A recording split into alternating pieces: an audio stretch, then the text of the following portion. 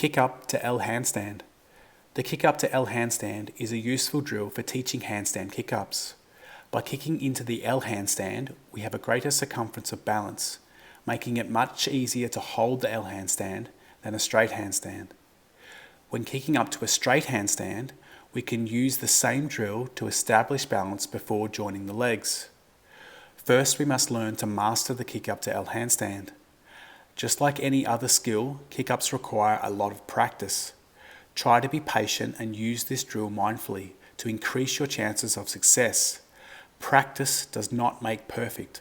Mindful practice makes perfect. Place the hands on the floor with the index fingers pointing forward. Externally rotate the shoulders by twisting the hands into the floor towards the pinky finger. The eye of the elbow pit should be facing forward, as this will help to keep the elbows locked. Do not allow the elbows to flare out or bend. Actively push into the floor by protracting the shoulders and rounding the upper back. Aim to pull the belly button in towards the tailbone to help pull the rib cage down. We want to keep the elbows locked while having nice strong active shoulders to support the handstand. In the beginning, it's best to focus the vision on the floor between the hands. Find a point on the floor between the hands and look through the eyebrows to find a focal point to help establish balance. Lean the shoulders forward so they are slightly past the wrists and the weight is in the middle of the hands. When we kick up to handstand, the aim is to stack the joints in a nice vertical line. The elbows must be stacked above the wrists, the shoulders must be stacked above the elbows, the rib cage is stacked above the shoulders, the hips are stacked above the rib cage, the knees are stacked above the hips, and the ankles are stacked above the knees. Finally, the toes are pointed. In the L-Handstand, only one leg will be stacked in alignment, as the other leg is used to create the L shape and increase the circumference of balance.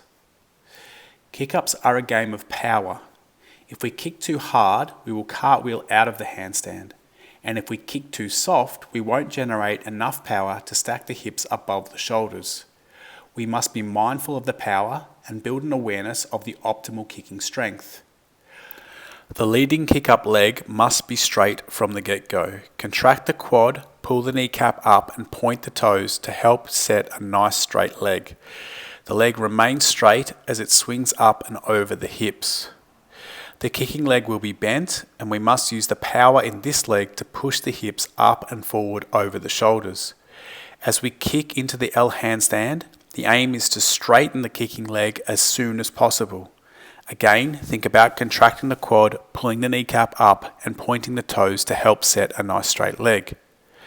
Many people find it easier to catch the kick up to handstand if they exhale during the kick up. We often forget to breathe in the handstand, and remembering to breathe is helpful. During the kick up, we are aiming to establish a nice hollow body shape with a slight amount of spinal flexion. We do not want the lower back to arch. Try to keep the rib cage pulled down and the shoulders actively pushing into the floor to avoid the banana handstand. Aim to perform the specific number of repetitions, holding the L handstand if you can, but mainly focusing on the optimal power required to stack the hips above the shoulders. We would recommend taking videos from different angles so you can start to see what is working and what is not. Self-coaching is one of the best tools for learning how to handstand, as it allows you to build an awareness and correct your own mistakes.